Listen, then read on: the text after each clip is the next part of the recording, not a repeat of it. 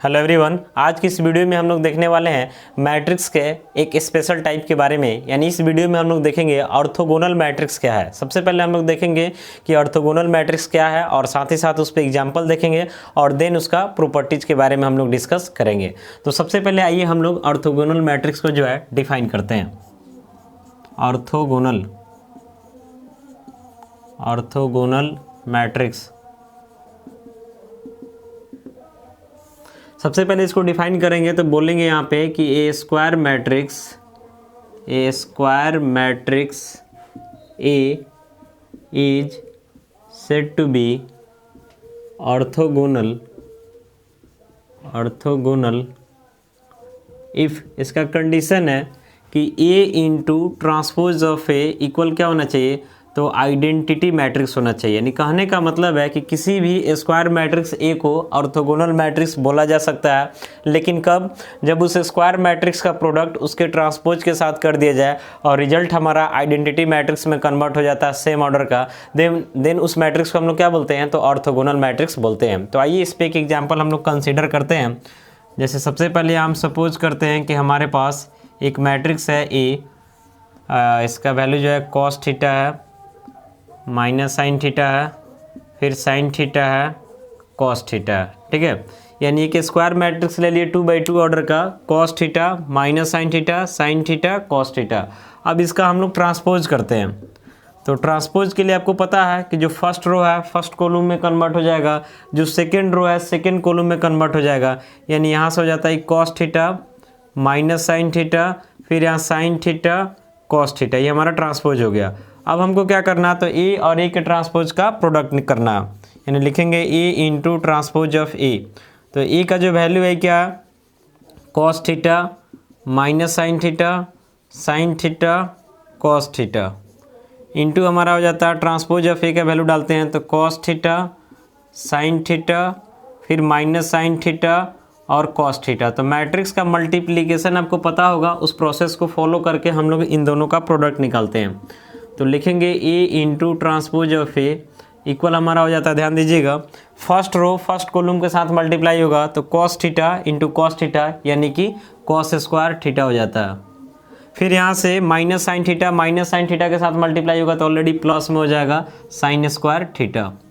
ठीक है, इसके बाद फर्स्ट रो जो है सेकेंड कॉलम के साथ जाएगा तो cos theta into sine theta, यहाँ पे हो जाता है आपका cos theta into sine theta. फिर उसके बाद माइनस में हो जाता है cos theta into sine theta. Matrix का जैसे जनरल मल्टीप्लिकेशन होता है वही कर रहे हैं। फिर यहाँ सेकेंड रो फर्स्ट कॉलम के साथ तो cos theta into sine theta, यानी इसको लिख सकते हैं sine theta into cos theta, और फिर माइनस हो जाएगा sine theta into cos theta. फिर यहाँ सेकेंड रो सेकेंड कॉलम के साथ मल्टीप्लाई होगा तो यहाँ हो जाता है आपका sign square theta plus cos square theta.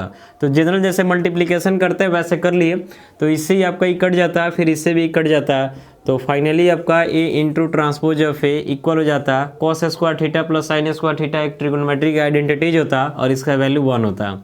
यहाँ पे आपका 0 हो जाता है, फिर यहाँ पे आपका 0 हो जाता है, यहाँ कॉस छूटा था, और यहाँ पे sign square theta plus cos square theta क्या हो जाता है, 1 हो जाता है। तो यहाँ पे आप क्लियरली देख सकते हैं कि आपका एक आइडेंटिटी मैट्रिक्स बन चुका है 2/2 ऑर्डर का। यानी ए इंटू ट्रांसपोज ऑफ ए जो है किसके इक्वल आ गया, आइडेंटिटी मैट्रिक्स से इक्वल आ गया। यानी इस सिचुएशन में हम लोग बोल सकते हैं कि ए हमारा क्या है, तो ऑर्थोगोनल मैट्रिक्स है। यानी एक ऐसा मैट्रिक्स है तो ऑर्थोगोनल मैट्रिक्स है। यानी ध्यान रखना है कि कोई भी स्क्वायर मैट्रिक्स आपको दिया गया है तो उसका ट्रांसपोज कर देना है और दोनों का प्रोडक्ट कर देना है। अगर आइडेंटिटी के इक्वल आ जाता है देन ऑर्थोगोनल होगा, नहीं आता तो नहीं होगा। तो ये आपका नॉन जीरो मैट्रिक्स होना चाहिए, क्योंकि जीरो रहेगा तब तो प्रोडक्ट कभी आइडेंटिटी आ ही नहीं सकता है। तो ये आप ध्यान रखिएगा। अब बात करते हैं एक छोटा सा प्रॉपर्टीज के बारे में। तो देखिए अभी हम लोग देखें कि ए इंटू ट्रांसपोज ऑफ ए जो है किसके इक्वल है, तो वो आइडेंटिटी मैट्रिक्स से इक्वल है। अब लिखते हैं taking determinant in both side, दोनों तरफ डिटर्मिनेंट लीजिएगा तो ए इंटू ट्रांसपोज ऑफ ए का डिटर्मिनेंट इक्वल हो जाएगा डिटर्मिनेंट ऑफ आइडेंटिटी मैट्रिक्स। आपको पता होगा फॉर्मूला कि determinant of A into B जो है इक्वल होता है determinant of A into determinant of B के। तो यहाँ determinant of A into transpose of A है तो अलग कर सकते हैं, यानी determinant of A into determinant of transpose of A equal identity matrix का डिटर्मिनेंट का वैल्यू आपको पता होना चाहिए 1। यानी किसी भी ऑर्डर का आइडेंटिटी मैट्रिक्स हो उसका डिटर्मिनेंट वैल्यू ऑलवेज क्या होता है, 1 होता है। अब यहाँ से लिखेंगे डिटर्मिनेंट ऑफ ए इनटू, आपको ये भी पता होगा कि डिटर्मिनेंट का जो प्रॉपर्टीज होता है कि किसी डिटर्मिनेंट का अगर आप ट्रांसपोज करके उसका डिटर्मिनेंट वैल्यू निकालते हैं, यानी अगर कोई स्क्वायर मैट्रिक्स ए दिया हुआ आप डायरेक्ट उसका डिटर्मिनेंट वैल्यू निकाल दीजिए या फिर उस स्क्वायर मैट्रिक्स का ट्रांसपोज करके निकाल दीजिए, इससे कोई फर्क नहीं पड़ता है, यानी दोनों वैल्यू क्या होता है, सेम होता है। तो ये के ट्रांसपोज का डिटर्मिनेंट है तो इसको सीधे लिख सकते हैं डिटर्मिनेंट ऑफ ए इक्वल 1 हो जाएगा।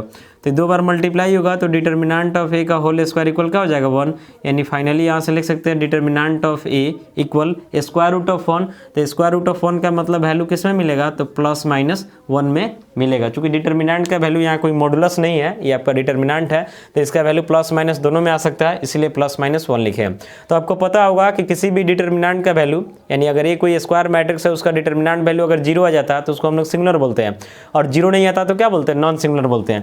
तो यहाँ पे हम लोग देख रहे हैं कि डिटर्मिनेंट ऑफ ए या तो +1 आएगा या फिर -1 आएगा, यानी 0 तो कभी नहीं आएगा। इसका मतलब सिंगुलर कि नॉन सिंगुलर, तो ये हमारा नॉन सिंगुलर हो जाता है। ठीक है, यानी जो ऑर्थोगोनल होगा, ऑर्थोगोनल मैट्रिक्स होगा, ये ऑलवेज आपका क्या होता है, नॉन सिंगुलर होता है। तो इस वीडियो में हम लोग ऑर्थोगोनल मैट्रिक्स क्या होता है इसको जाने हैं, इस पे एग्जांपल देखे हैं और इसका छोटा सा जो प्रॉपर्टीज था उसके बारे में भी डिस्कस किए। उम्मीद करते हैं कि वीडियो आपको अच्छा लगा होगा। मिलेंगे नेक्स्ट वीडियो में, थैंक यू।